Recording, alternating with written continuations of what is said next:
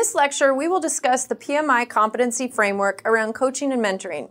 The actual PMI term for this type of learning is experiential learning, and the framework describes not only coaching and mentoring, but other ways to address competency development needs. Experiential learning is described as learning by doing.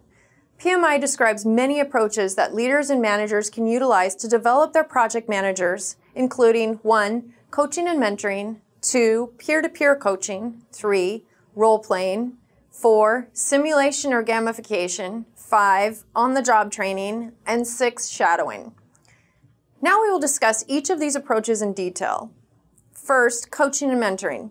According to PMI, a mentor or coach is assigned to a mentee to assist when needed or if there are issues that need to be addressed. The mentee may need assistance with current problems or concerns or want guidance on how to approach issues in the future, or may also discuss professional and personal competence. The mentor or coach can be anyone at a higher level than the mentee in the organization. PMI states that coaching and mentoring works best when the mentee has specific development goals. Next is peer-to-peer coaching.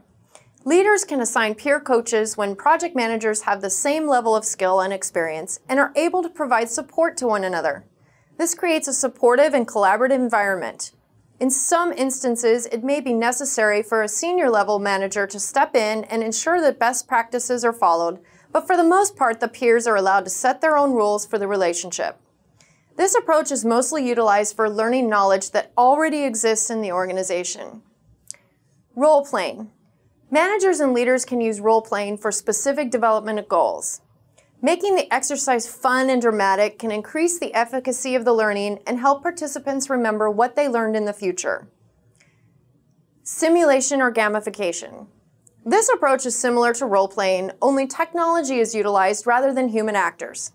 Participants can work independently, with a team, or compete against each other in individuals or teams. I personally utilize simulations to teach students project management concepts because it allows them to have a real-life experience of what it is like to work and make decisions in a project. Harvard Business Publishing and Sim4Project are both excellent sources for project management simulations. On-the-job training. Managers and leaders can assign project managers to work in specific roles on live projects in order to allow them to learn as they work. A good practice is to start them on a small project, slowly moving them to larger projects and project roles to allow them to gradually develop confidence and competency in the work. Another version of this is to rotate employee roles for specified periods of time in order to broaden their knowledge and skills.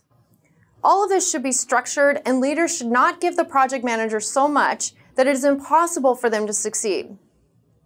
And last, shadowing. This requires the project manager to follow a more experienced employee as an observer, not as a participant. The project manager documents the actions, behaviors, and processes of the more experienced person.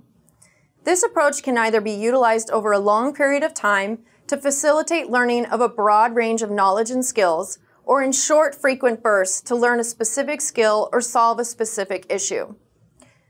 That concludes our session on the PMI experiential learning approaches.